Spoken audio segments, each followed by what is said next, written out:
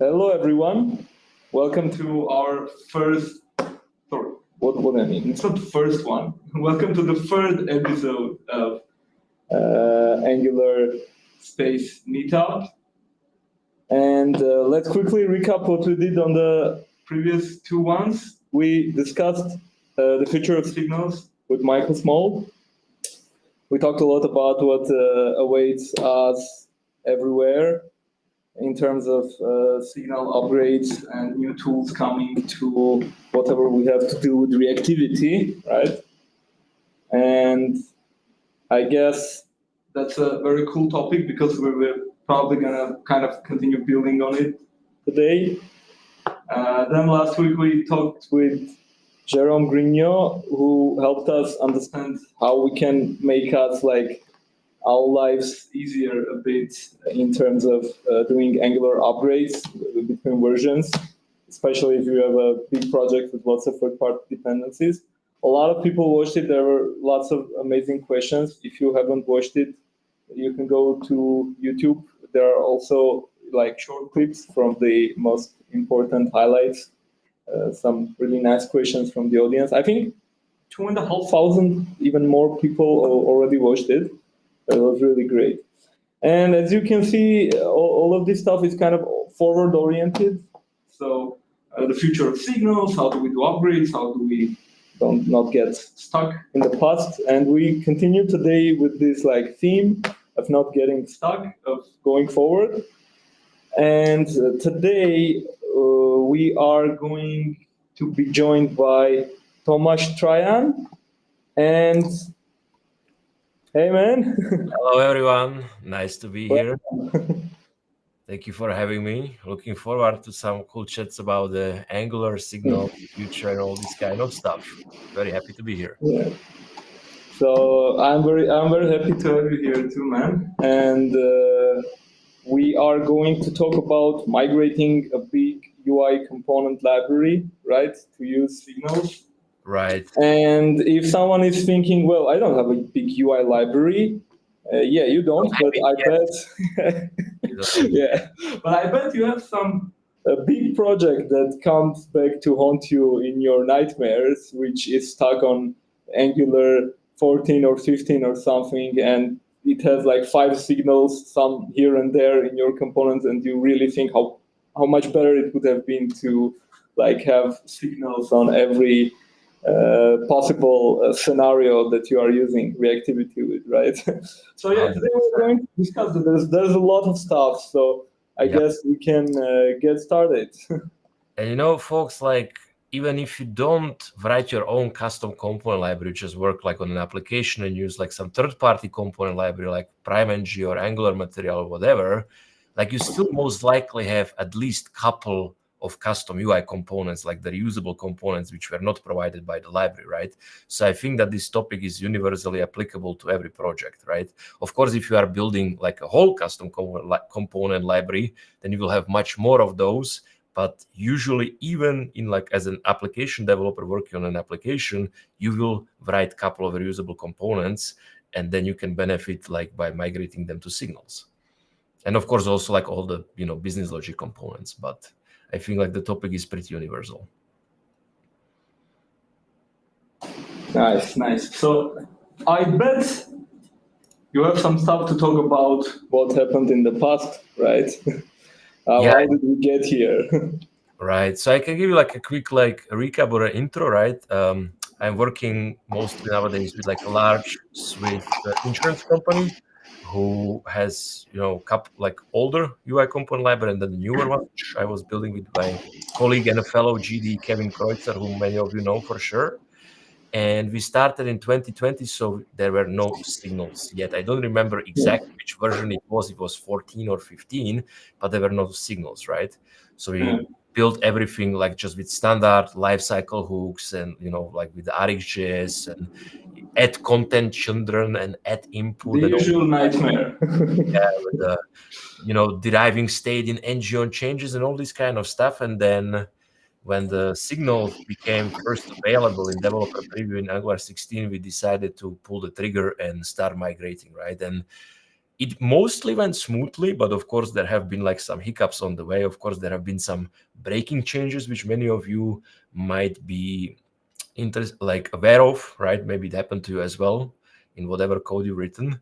But in general, actually, it was not too bad. And I would say that we and the organization benefited from this pretty much immensely. Especially because, just to put things into context, like this library currently has 61 consumer applications, right? So like the 61 applications are using these components to just be built, right? And then some other applications just use a couple of those components but are built with the older library. And even like, like the purpose of those applications, like the internet applications, there's like the customer-facing applications like a B2C, right? Like you can sell stuff. But even we realized, especially because of the migration to Signals and being able to use zoneless NSSR, that they decided to actually build their main homepage in Angular with those components. So, and maybe we can quickly show you, like just to like give you like what we are going to talk about for like the next hour. So maybe you can see it. I mean, it's in German. It doesn't matter, just so that I can show off like the stuff which we are building, right? Like it's like cards, and I mean, this is the website, right? So even this is Angular. Let's see it. Yeah. Right. So even if you look here, that this is Angular 21, and it's like SSR, and it uses like those components. So maybe you open like some kind of overlay, you have like some kind of split button or whatever. So all those components have been provided by the library, and then maybe you click on one of those and you come to like an application where you can actually buy some kind of insurance, and then you have your your drop downs and your buttons and all this kind of stuff, layouts. So yeah, it was kind of cool. It looks pretty nice. I mean, it should be responsive, right? All this kind of stuff. And again, everything done with Angular. So not just the internal applications, like some kind of admins, but also a customer-facing public apps. Right. So let's talk about it a bit more. I think we can stop the sharing, right? Yeah. Right. So 61 projects using the library. That's a big responsibility to do a large refactoring on it. If I tell you like that, the older library, which we didn't migrate to Signal, has like more than 200 consumers, which was one of the reasons why we don't want to migrate it to Signals. But with 61, yeah, of course, it's a risk, right? But then you have to have like a really good testing in place, right? This kind of stuff. And I bet unit testing helps. Yeah, and I mean, like we are like our first consumer, right? Because we have like a showcase built with that. People can get the code snippets and like see how the components are used and the APIs and everything. So, but yeah, so originally it was not with Signals, and then we just decided, okay, let's just hop straight in. Let's understand the Signals in depth, like ins and outs, and let's start migrating. So that was like in version 16, right? So then we got basically the Signal, the computed, and the effect. And I think also like the afterRender or something like was already available. Some of those like afterRender, after next render, but we didn't have linked signals yet, right? So of course, as most of people, including us, we fell into that anti-pattern of using effects to like synchronize state from signal inputs to I think we didn't even have signal inputs yet. We actually didn't even have signal inputs. We just did the setters first because we were like, okay, we really want to do it. So we actually we did the setters with which would then set the value to like signals and stuff like that. And we lest I forget, now this prompted a question for me. Does the migration schematic, if you used it, does it convert those setters, getters to inputs, signal inputs? I actually don't know because we migrated to inputs before the schematics were released. Okay. Nowadays, I mean, like the standard inputs for sure. Yeah. But the setters that I never tried that. I ran that migration on a fairly big project, but it didn't use getters and setters as far as I know. And it did a good job in general, but now I got myself wondering if it has So exactly. Oh, yeah, Michael, sorry. Insurance plus Angular get along well. Progressive stage for yeah, you know what? Until I think January 2023, I worked only on Angular projects. 3 of them separately. All of them were insurance. Yes, somehow, like I mean, like in general, especially in Switzerland, the large corporations and like Yeah. insurance can be banking, can be also like state stuff like post office, right, or like a train service. I think they all love Angular. So in that way, It's I'm very enterprisey. yeah. Our company actually here in Armenia has a lot of both historic and like current clients from Switzerland. Oh, right. Some of our other teams got lucky and went on a work trip there. Couldn't be me though. I'm never lucky in situations like that. Yeah, I think someone made their own custom migration for settlers. Oh, nice. Okay. I will have to look into that. I think I had it in like one of my older talks where it was just like a regex. It was just some kind of regex which like some groups and whatever, and then you could like search and replace for that stuff. So sometimes you can get by like with the simpler tools, but of course like there are so many options now. Like you can like use TS morph or like morph, whatever you want. I mean, some things can be just done with search and replace, right? Yeah. And depending on how many users, I mean, consumers you have, you can pre-wrap it as like some kind of script, especially nowadays with AI, right? Like that's another topic completely, but like we did some kind of migration scripts when we were migrating from like import-based icons to CDN-based icons, and we had to like clean up all those consumers. Yeah.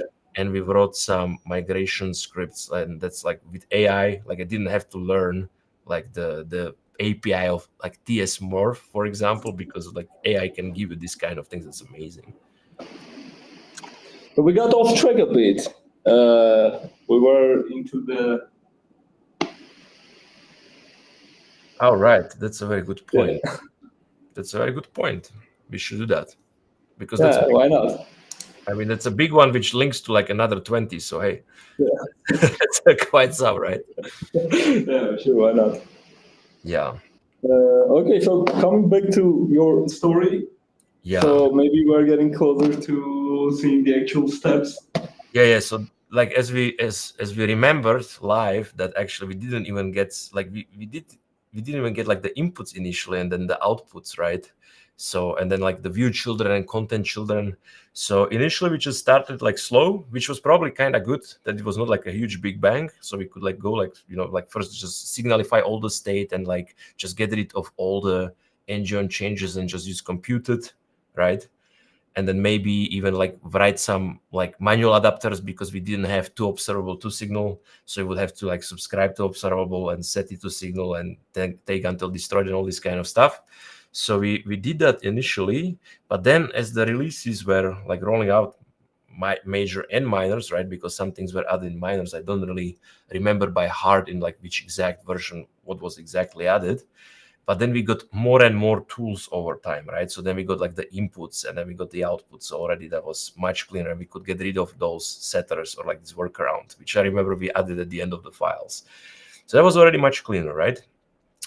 And then of course, especially for developing like a component library, custom component library, there is this concern that like there is always this question if you do like a template-based APIs or like a input-based APIs. So like a typical example is a drop-down, right? You can have like an options input and you pass in options, and then it's very easy for you as a like library developer to just render whatever you got in the options, but it's not so great for the developers who are using it. Sorry, I feel we are getting to a hot topic. Yeah, but this will connect to like why I love signals so much, because they give us like view children and content children. It's just like a little intro to that, right? So you have these two approaches. You have the input-based APIs, and you have template-based APIs, and the template-based APIs I would say are objectively better when creating a component library, because then let's say you have a dropdown and then you just project the dropdown items into it. That leaves a lot of flexibility for the application developer, because, for example, they can easily use pipes to translate something or even just add some custom layout to those drop-down items with ease, because they can use any kind of HTML. It's not just some kind of data structure, right? So this brings us to that conclusion that we used mostly template-based APIs. And I don't mean like an ng template, most like projection, even though also some ng templates. And that brings us to the fact that we have to use content children and view children, right? And they were previously like RxJS based, right? So you would get like the changes. So like whenever they change. And then of course you have to react to that, because maybe you have some kind of listeners going on, and like just to make sure like if the option changes on the fly, that you reset the state if the currently selected option is no longer available, all this kind of stuff. So it's not so trivial. And then, we had like a normal state and we had the RxJS. But now both the normal state with inputs and the content and view childrens are all signals and are play nicely together, and they are reactive. So this was like one of the largest benefits that we felt when migrating to signals, when we got access to all those, projected options or items for a drop down or a type ahead or carousel or whatever. Whenever you project the stuff, we got access to those in forms of signals. So then we knew, like, whenever that changes, first of all, we get the initial value whenever that changes, and it can be composed with additional state, which is also reactive because it's already signal-based inputs, right? So let's say you get 100 items in your dropdown, but then you also have an input where you say but I only want to limit them to see the 10 items, right? Yeah. Now it's universally composable state. So it doesn't matter if it comes from the template or from the, through the projection or through ng template, view children, whatever. Yeah. It just all is nice, universally composable, guaranteed to work. So that was already a huge benefit, which made our code base actually much simpler. Because before, static state like properties and then RxJS observables, that of course doesn't really play nicely together, as we all know now, using Angular for a lot of years, right? So this was a huge advantage. And it's pretty rare to use those APIs if you don't write component library, I would say, in my experience. Maybe you use a view child where you get access to component and call some method on that component, right? Maybe you want to programmatically focus something or something like that. But which I heard is a bad practice. Yeah, it depends, right? It depends. Of course, if you can handle component purely with the state, but how would you then? You could make what we usually do is that every component has a focus method where you can programmatically focus that component. This could have been an input in theory that it's focused, but then you would have to set some state and set that flag, and then probably it would be possible. But that's a good point that we could explore if you could make a state-based focus standardized API and all those components. But currently, it's a method, so everybody has to build. I'm sorry, I have to ask, what about that, what was it called, autofocus or something attribute that never worked on something? I remember trying to do something with it. I'm talking about HTML, plain HTML. There is something that makes an input, it's supposed to make the input focused programmatically. Only initially. Right.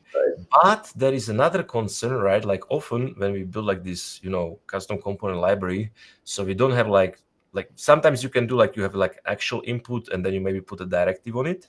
But we went the way that everything is a custom component. So you have a my organization input and my organization dropdown, and that can have some kind of internal structure. So then we would need to get it through the input and then process that state somehow internally. Yeah. But it's just setting focus on the top level might not be the same as focus input, which is internal somewhere, right?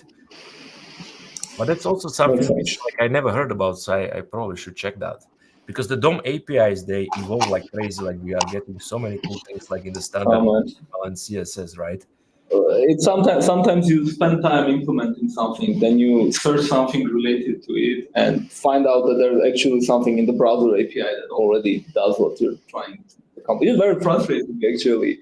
I don't know where to keep. We're talking about, Angular again changed this and added that and whatever this.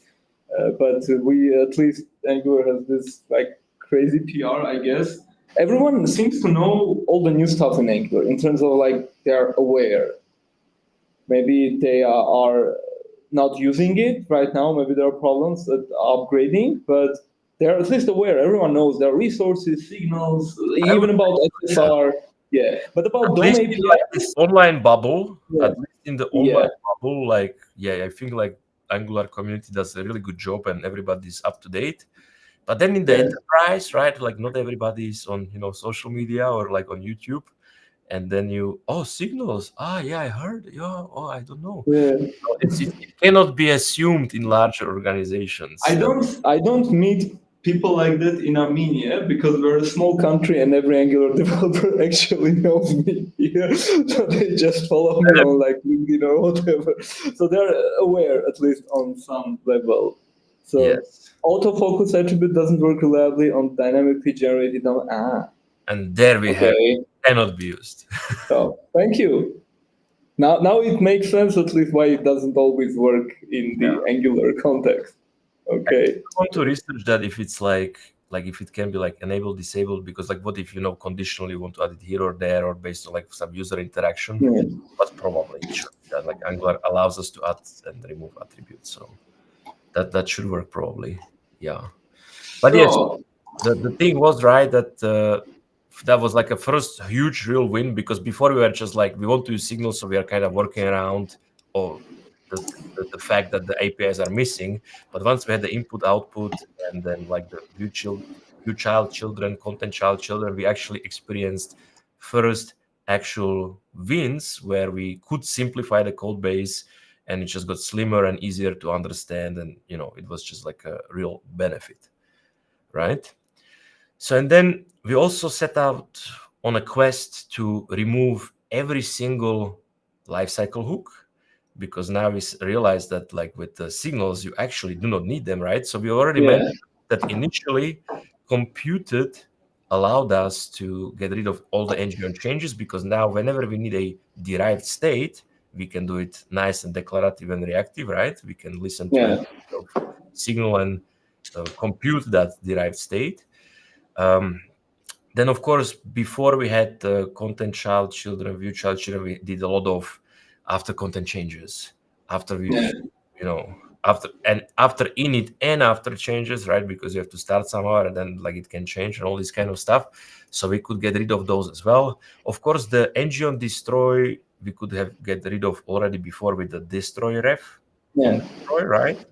So that one is also amazing. And then actually, I just recently learned. I mean, you are right. It was I think the destroy ref and the take until destroyed operator, right, was introduced in version 15. Yeah. But and I was very surprised to learn that it became stable in version 19 or 20. Oh wow! Actually, it wasn't stable for quite a while, but everyone was using it. Everyone. I was not aware of that. I just found out in the. If I try to think about like it kind of has to happen like at the end, like it's not really like probably much wiggle room to change the timing of when this runs. Yeah, right. Because like there was something, holding them back. But yeah, now it's stable. If you have been using it, you can have a sigh of relief. It's fine.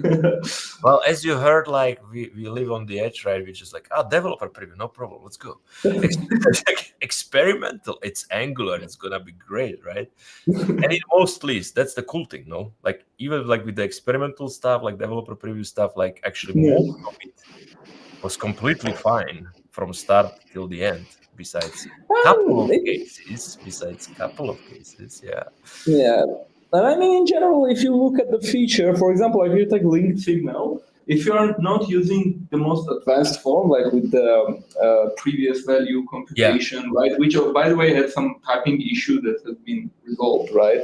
Yeah. It didn't infer some types in some situations properly. Yeah. But if you're just using the linked signal, in a simple way, it probably wasn't going to change in a very meaningful way to actually impact it. Some people sometimes misunderstand the difference between experimental and developer preview, because experimental actually means this stuff is like really flexible in terms of it might not even actually become implemented.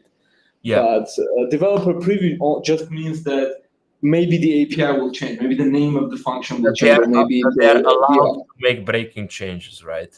Yeah. Which is fair, of course. Like you need to be able to evolve stuff, and not like from the first moment this is set in stone forever. Right, it's way less dangerous than the experimental stuff, which might not even like become reality at some point, right? Speaking of linked signal, that was another one which then came after, right? And that one was really amazing because that was a missing piece of puzzle, because without it, you have a signal-based input, and then you want to do some, you want to write into your input, and there is just no way to do that. But we have a question. So what's the question? No, I think it's not the question. I think it's like, Michael says, hey, Michael, again. People may feel overwhelmed by new stuff, but imagine something being fleshed out without the community, giving feedback and making tutorials. Yeah, absolutely. I like that about Angular. I think Angular is very, maybe the word is a bit cliche, but very democratic. As far as a big framework that is open source can be. But I remember we actually kind of voted about the control flow syntax. Do you remember that, guys?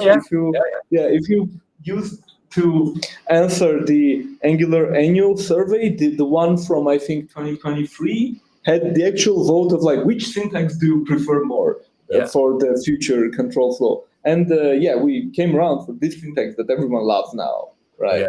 So that is great. Everybody loves new control. Like it's just the best. Come on, I mean, Angular like signal forms, right? They are not even like out right now. But as soon as they invented signal forms, they didn't even go public. Just someone added the page on the GitHub repo, and next day everyone was talking about, they're trying to make signal forms. Let's talk. Let's give opinions and so on. I don't think we even have an RFC or something. The community is interested, and we all benefit, right? Like it's just the more people have a look at it, the more people discover some rough edges, the more they can improve it. We all win. I mean, and another one is that also that they have like a lot of internal usage, right, inside of the Google. So there's like just so many people coming together using the same thing to make it better. And then we can come back to that linked signal, which I think came from like what they discovered with the internal usage, if I remember correctly. And that was the thing that people often kind of receive something through the input, but they also would like to be able to write into it. But of course, inputs are read-only. Computed are read-only, right? So it's just pure derived state.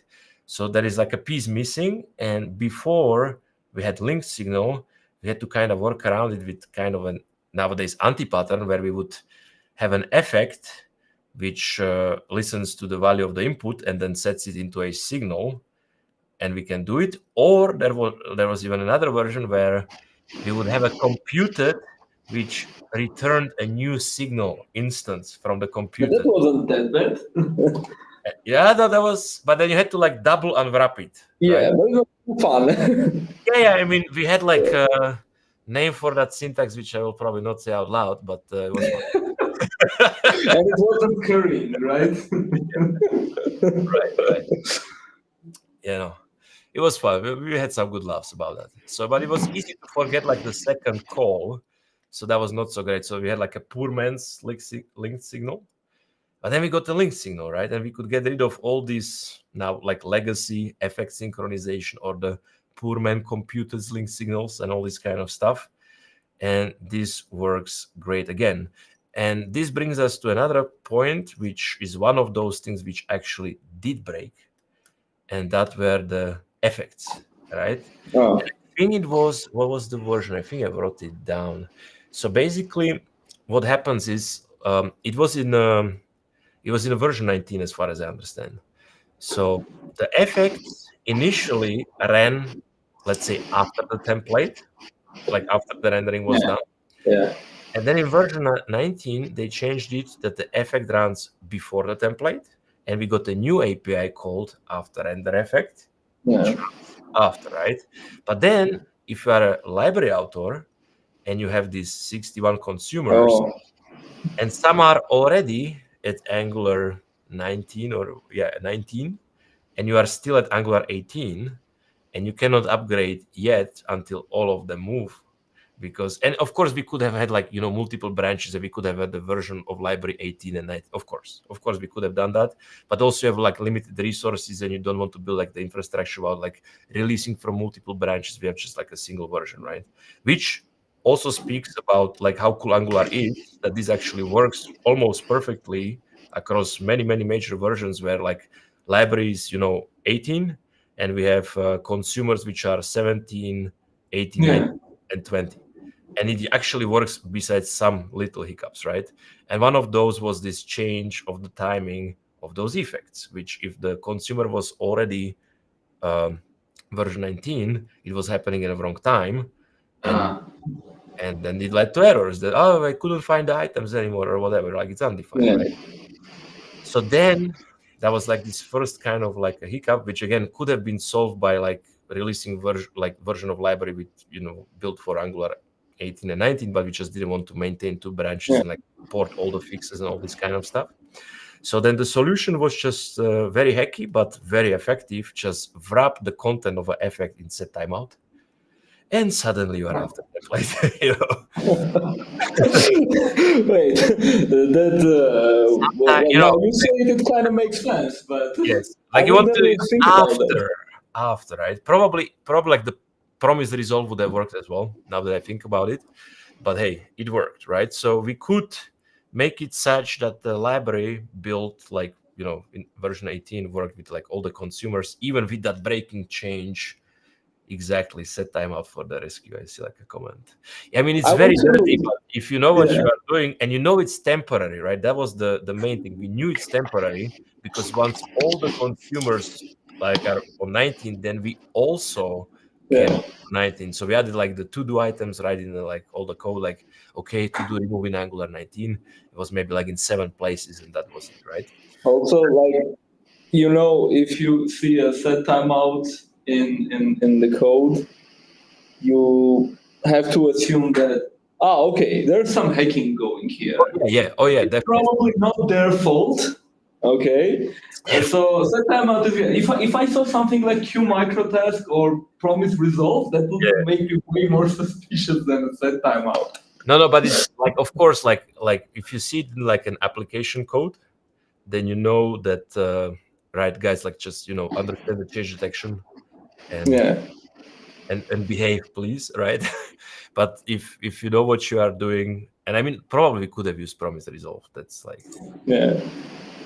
I want to ask one question. For lots of people, especially people who are not maintaining UI component libraries, the distinction between after-render effect and just effect is a bit like vague. What's a very good scenario that you had, especially in your library migrations, where you had to make something work? Was it solely about accessing view children, content children, or it was a bit different? I am actually, I think for sure those, but I will, like, don't share. I will just quickly open and I will just search for it and then I can quickly come up. But I mean, for sure, like we used effect, but what we wanted was after-render effect in most of the cases. That I can say. We wanted it like when the template is available. So we were doing something with that. But what that was exactly, let me see if I can find something very quickly. Michael says that libraries have some of the jankiest code, but it is now with purpose by pros, so really hope you do not look at the source. Yeah. There's so much nuance that we also have to navigate. That's absolutely true. I love going into the source code of libraries. I have opened a bunch of issues. I'm not that great. I'm not maintaining my library, but I try to help here and there if there is a quick fix or maybe at least I can raise an issue or something. So yeah, I understand that. I try not to criticize that's like a very good point, because also like we can expand on this like as like a philosophy how to approach libraries. So basically what we said to ourselves in the beginning is like, let's make it complicated in one place so that everybody else can have a easy time, right? So that goes back to like those template-driven APIs versus like option or like input-driven APIs, where like if you have just input, then it's like easy for you. But if the developers need to provide translations, it's terrible for them. Yeah, right. To pre-translate the data structure and this kind of stuff, right? So then it's we always were like, okay, let's make our life harder so that they get like the simplest possible API that they can get, right? And we deal with all the life cycles, and that maybe sometimes both parent needs to tell something to child, and child also maybe needs to tell something to parent, that they don't have to deal with that. So when I search, like, for example, what we did, like sometimes we also write like a third-party libraries, but only in like a very rare instances. So for example, like something like a rich text editor, they want to implement that from scratch, even though most things we implemented from scratch, even including like a date picker, right? Which most people probably prefer to get from like a third party, as far as I understand. Oh, I definitely am one of those people. But like for some things like maps, or like for like rich text editor, and I think there was something else as well, like maybe 3 things, then you want to wrap a third-party library, and then exactly like already something happened like in a template, and then you maybe do something after that. But like anything that crazy specific, I mean, okay, one for sure was that which I said, like with this parent-child. So again, like if you have drop-down items, or you have like a checkbox group and checkboxes, and with the content children, all this kind of stuff, sometimes their like interaction can get a bit more complicated when you assume that those items might be dynamically added and removed at the runtime, right? So it's not just like always these 3 checkboxes, but like like if based on like user doing something else, that those checkboxes are iterated with the 4, right? So then they are also like they're a bit later. And then like with the state, because then the state of the parent group depends on like what the checkboxes are there, but also like that individual checkbox needs its own state. So it's kind of like a 2-way communication. So I think in those cases, we use those like afterRender effects the most. Yeah. Makes sense. So I think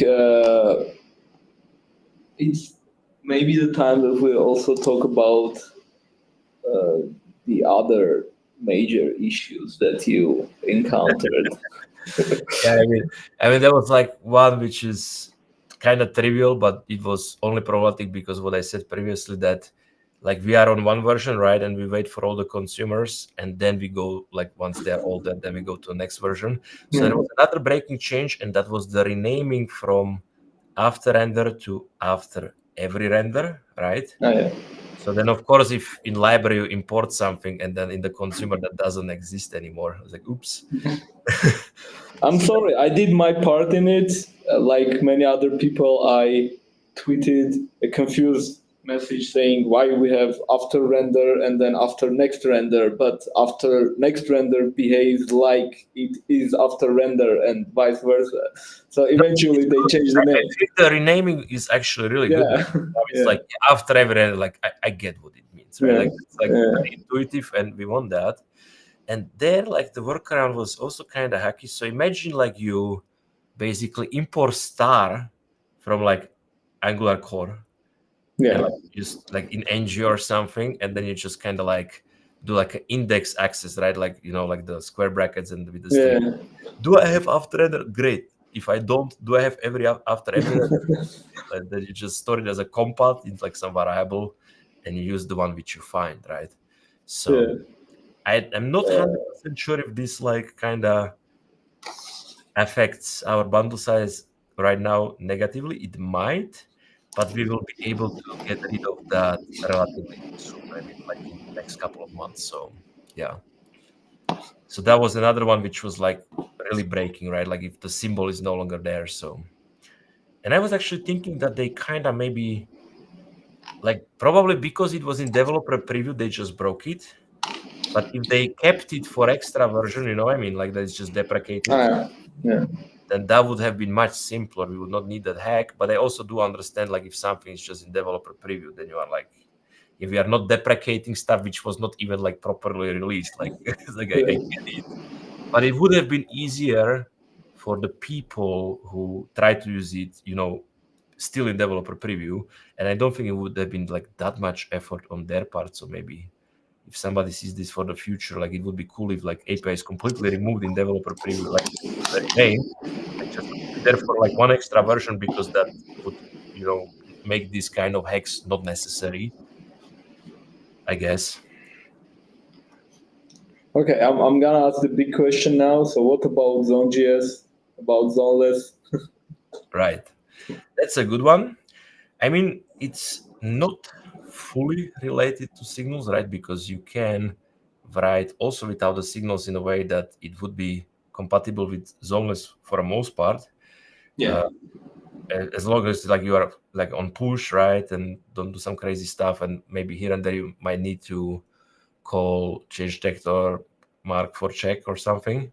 Like it's possible, but with the signals, the definite thing is that it kind of just really just works out of the box very well, because whenever like you read a signal in a template and that signal gets dirty, then it notifies automatically all the way to the application root that the that it's like the subtree is dirty, and then based on push and all these kind of rules, right, you maybe skip it or not. Yeah. But the point is, like, it's kind of in a way it's like built-in async pipe, which did the same for the RxJS observable, but just that the act of accessing or reading the signal in a template will automatically mark the component, and like then every component all the way up as dirty, and schedule the change detection. So this is really nice, and therefore basically enabling zoneless was almost painless. Like we just like switched the showcase from one day to zoneless, and this just worked actually. And then also like this website which I shown like initially, that's also like zoneless from the day one. Yeah. I think like that the using signals make it such that the code we are writing or you will be writing is more likely to be just zoneless compatible out of the box. If you have everything signals, like it's very hard to imagine what would you need to do that it doesn't work with the zoneless, right? But that being said, which may be interesting for folks, because we have the 61 consumers, most of them are not zoneless, right? So we actually do have a 2 test setups. We are using the just preset Angular, and it provides like setup zone testing and zoneless testing, and we run them both, right? Nice. Because that way you actually kind of answered the question that I wanted to ask. I wanted to ask that, like, how do you know your app is not your app? How do you know your library is zoneless compatible? Yeah. Because a library is a whole different story, right? It's gonna be somewhere in someone's app. So the thing is, we actually do a very relatively little unit testing, and that actually might be also interesting for the folks. And as I said, we have like the showcase, right? And then the showcase, when you have a, let's say, a drop down, and then we have like API which you just use it like with value and value changes, and we have the API where you use like in a reactive form and a template driven form, whatever. And then maybe we have all these other methods like focus or whatever. And then we have these cases where you dynamically add and remove items, and maybe different kind of layout or different kind of view or whatever. And then we actually wrote the tests in that showcase so that the component is kind of like a black box, which allows us, and that was also like why we could very easily migrate to signals, because our tests didn't assume like how the dropdown is implemented at all. It was basically integration test for that dropdown. So like this is the behavior. It has to, in the reactive form, it has to behave like this. In the like plain bindings, it has to behave like that. It has to, show stuff. And then if it's with signals or if it's properties, we never would access that internal implementation, because that's always very tempting. Like I can just look into that property during my test and it's not really private. And with the unit test, like it can be tempting, right? Yeah. So, but this actually, that was like one of the reasons why we were able, like with relatively little effort, to migrate to signals. So and then we run those zoneful and zoneless tests against like the Angular application, which is the showcase, which then uses these components.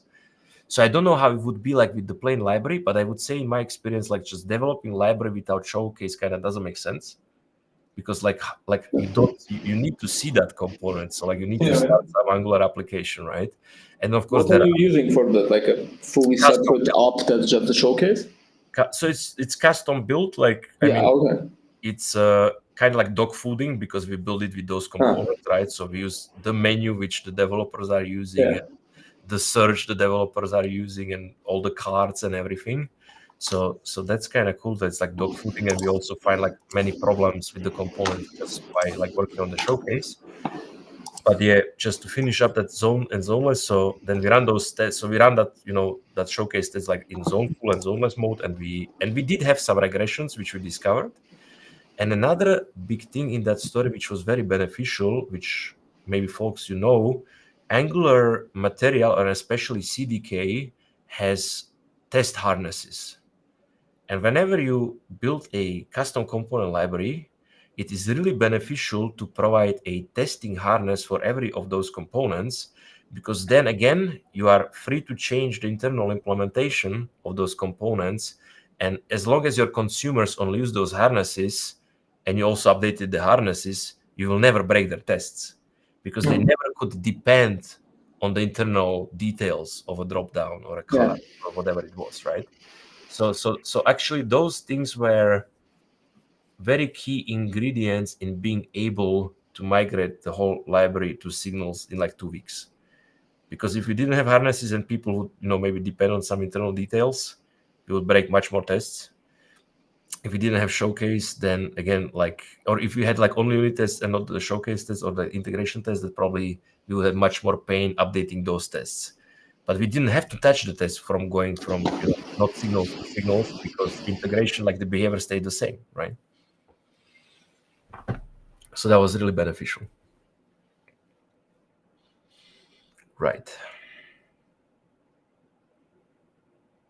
Armen.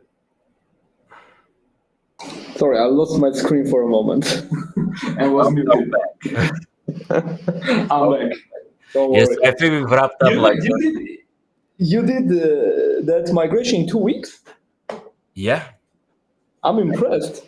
I think, yeah. I mean, then we had some small regressions, of course, but but that was the reason, the setup which you just explained, that we had the harnesses and we had almost no unit tests, only the integration tests in a showcase. So that basically, from that perspective, those components were really like black box. They were very well isolated from one another. So we could just do one by one and nothing was breaking, and then suddenly it was done. Oh, yeah. See, people, just see how great it is to have a very functionally and very thoroughly tested application or library.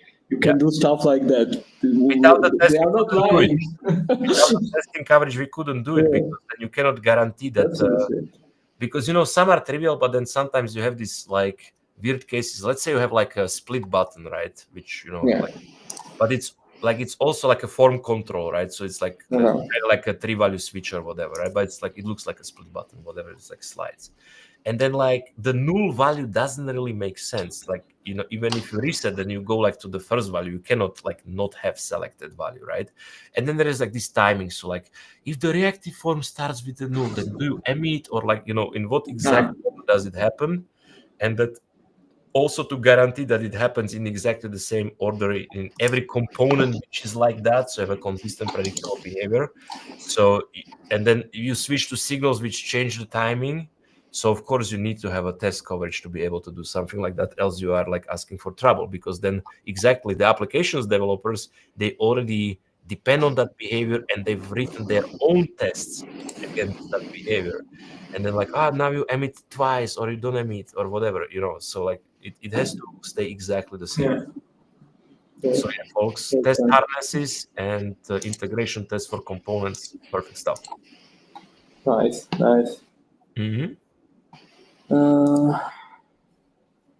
Trying to think. I had a lot of questions before, but you talked about a lot of stuff, and it all makes sense to me now. And I'm trying to think about, remember the questions that I wanted to ask.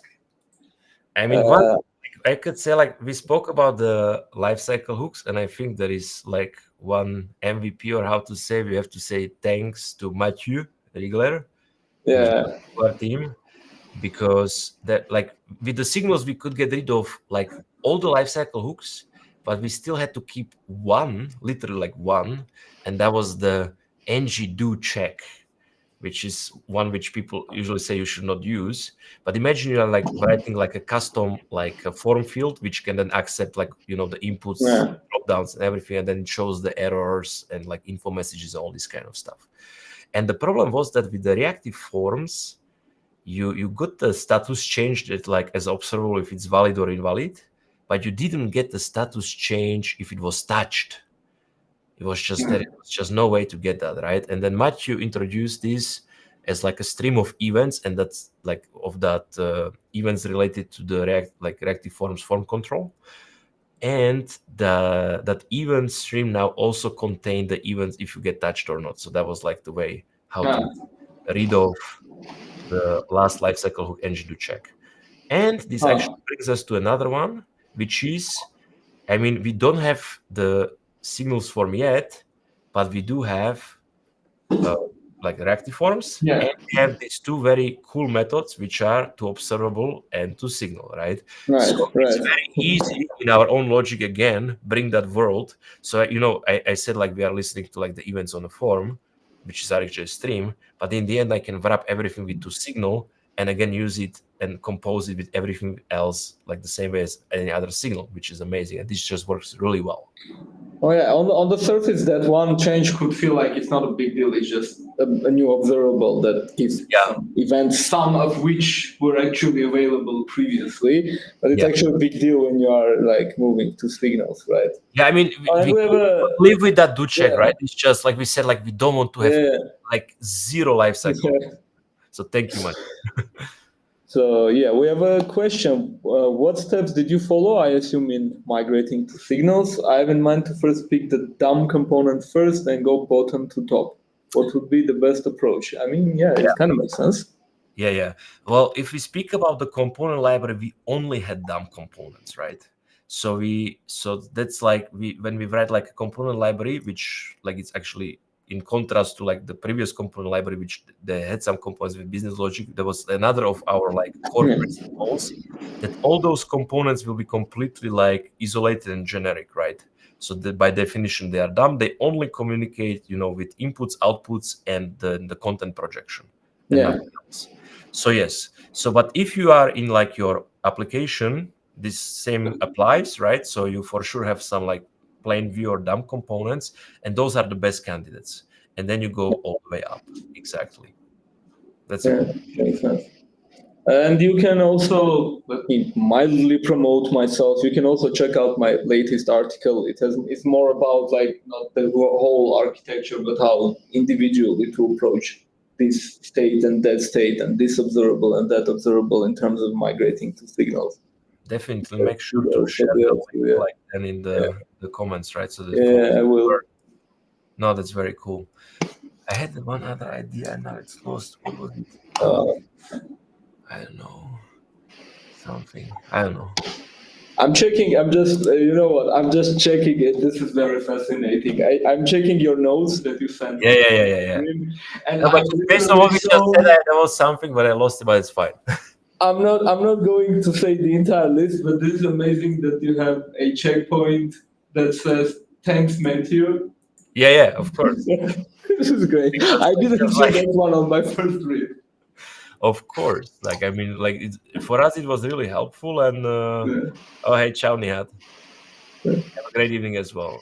No, I mean, like like it's like a small thing, but it's like a detail. But again, it makes everything cleaner because then let's say, if you are able to get rid of all the lifecycle hooks, then for like the new application, the new devs, you don't even have to teach it, right? I mean, sure, for the legacy code, they will find it. But if you have like a new team doing a greenfield, then you can completely like skip that whole topic. They don't need to understand because the timing kind of becomes irrelevant because Angular does it for you behind the scenes. Everything runs at the correct time and you don't have to care because everything is reactive. So that's amazing. Angular, like before we had to know, like I need to do this in this time and that in that time, and I needed to know. And now I don't need to know. I just like it's all signals. It will all just work out. And that's amazing. Definitely. But speaking of that, like we don't need then stuff like HTTP resource. Like probably you'll not need that in DAM components, but that's another amazing Signal API where you can get like one-liner to read the data. And again, composable with everything else because it's signals, right? I remember you made something like a crude resource. Yeah. It's I just cool. like have to finish the docs website, but it was summer and I was lazy. But it's basically like a HTTP resource, but it also has like create, update, delete, and then you can specify like behaviors if you want it to be. I mean, because it's like, do you want to happen in parallel, right? So it's like a merge behavior or one after the other, concat behavior or switch behavior, and you can specify this on every single on create, update, and delete, and then you also can specify if you want it to be like optimistic or pessimistic. So it gives I love that part. Yeah, so it gives you quite some stuff out of the box. Hopefully, we will get the official one from Angular team, and if not, it's on GitHub. If you check Angular experts REST resource. Please drop the link later. I think people will want to check it out. Yeah, but that's like business logic signals, right? It's not like component library signals. I mean, it makes sense. And speaking of your notes, I remember that there was a hot take that we were gonna discuss. That's a very, very, well, not very, very anymore hot topic, but about the pattern. Actually, you mentioned two patterns, right? And one of them was something like what this effect does, then the effect is being assigned to it rather than effect as a property of the component class than constructor, right? Right. So that's something which disclaimer is subjective, right?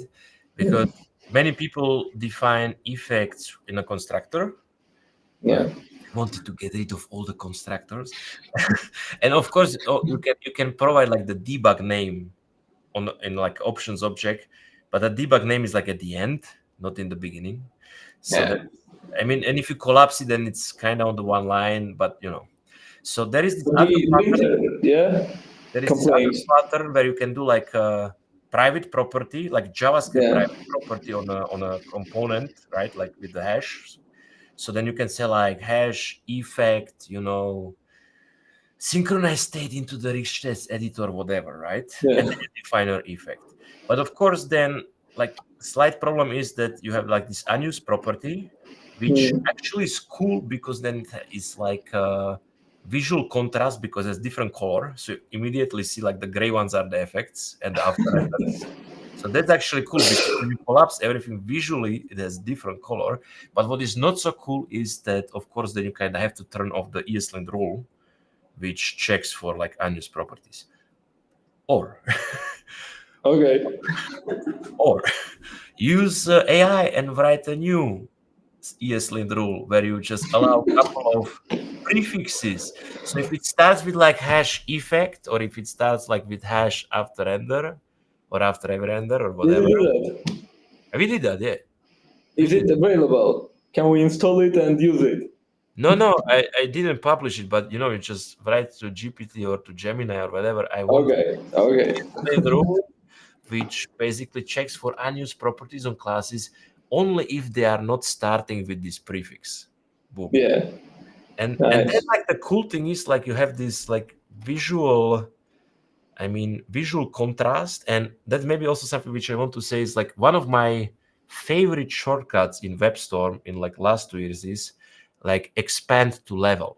So you have expanding and collapsing of the method, the class. So there is shortcut expand to level 1, 2, 3, 4, 5. So then whenever I come to component, I just do expand to level 1, and then basically I see just all the properties and methods and only their names, but not the implementation.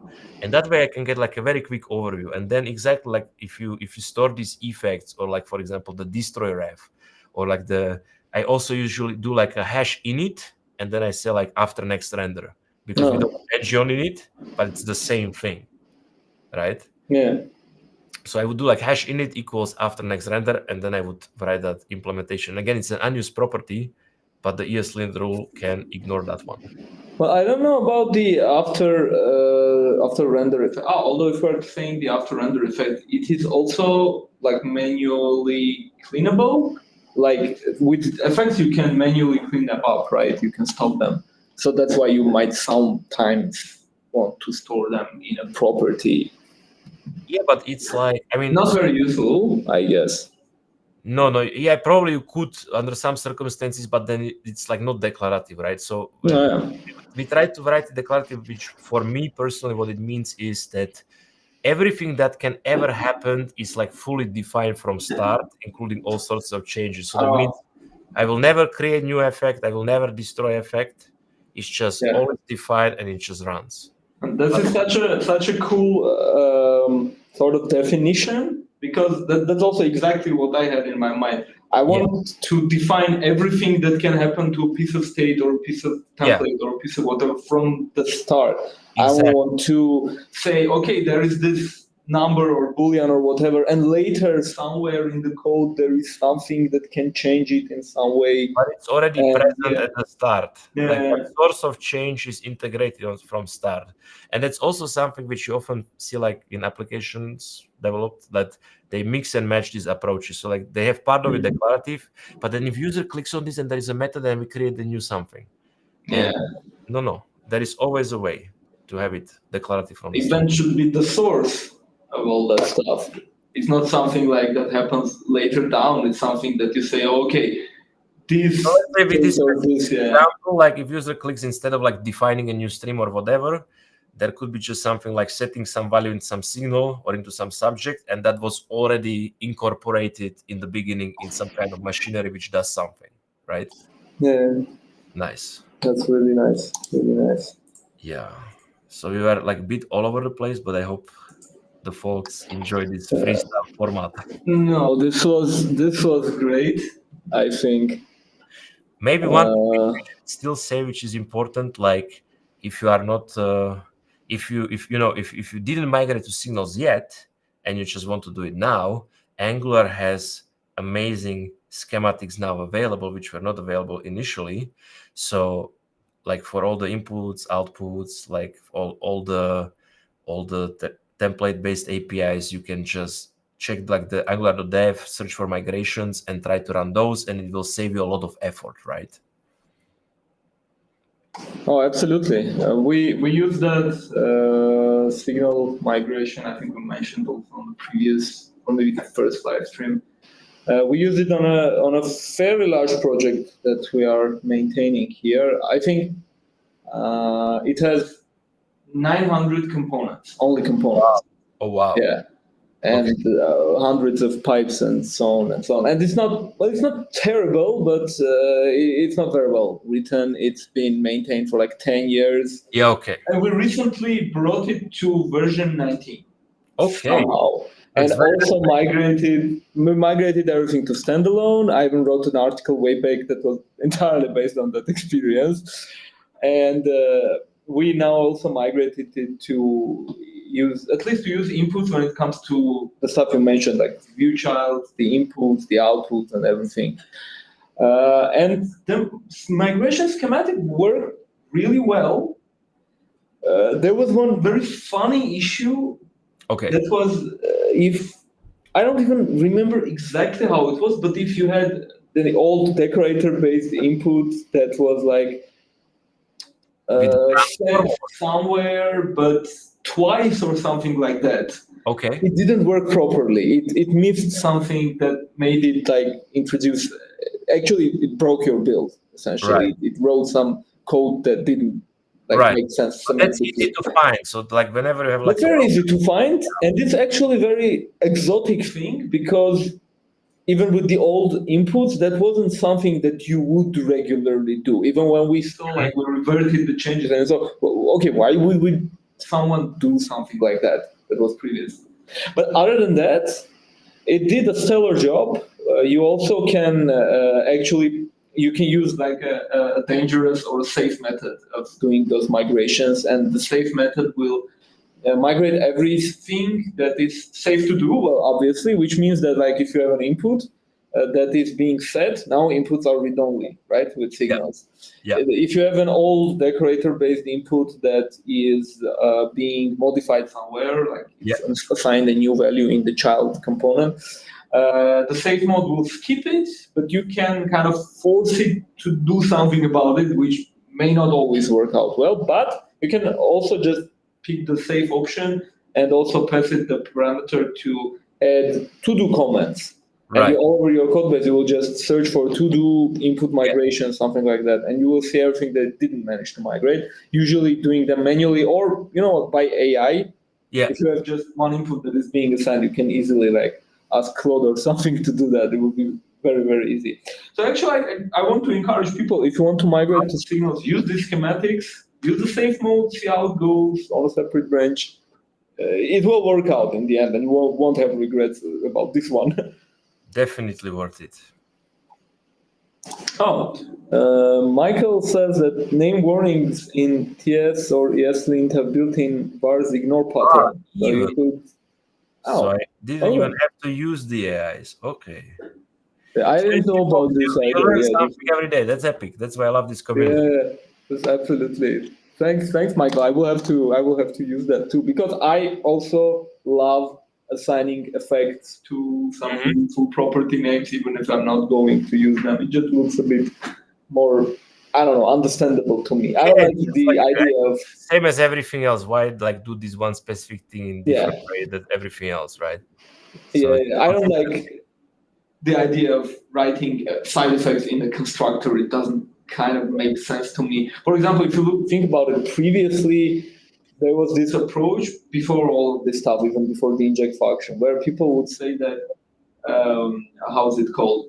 You probably don't want to write HTTP calls or stuff like that in the constructor. Do it in the engine. I don't know if that's a good advice or bad advice. It doesn't matter. But it was kind of an unwritten rule that you put that stuff in the engine.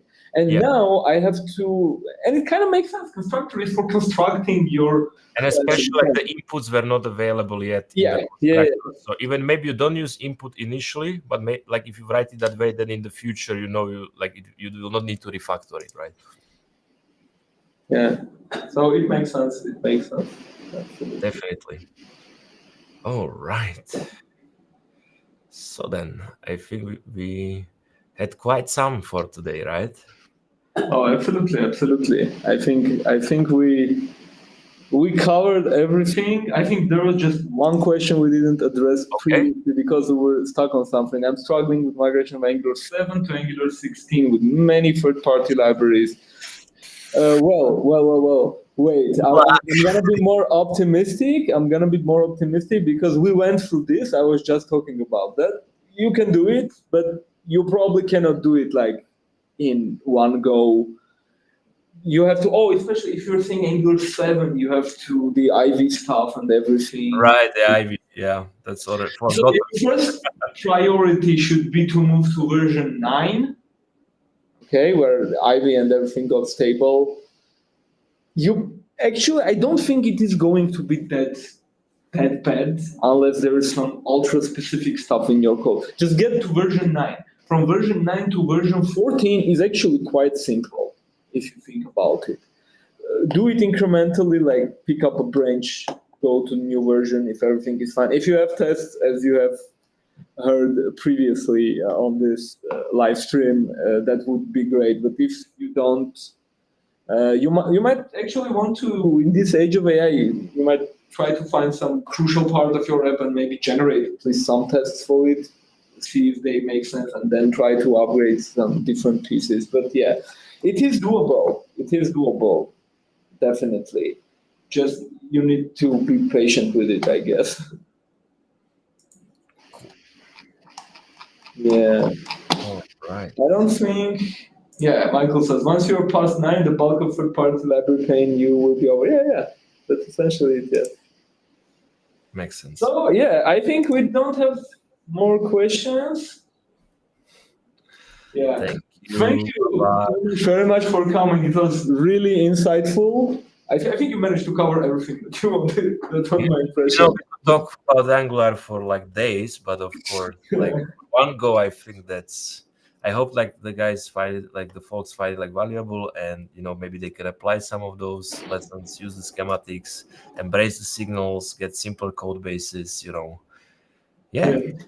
Thank you all for coming. Thanks everyone for watching. Thanks so much for coming, and see you on the next one. Until next time, and follow Angular Space. They do cool stuff. Thanks, man. Ciao.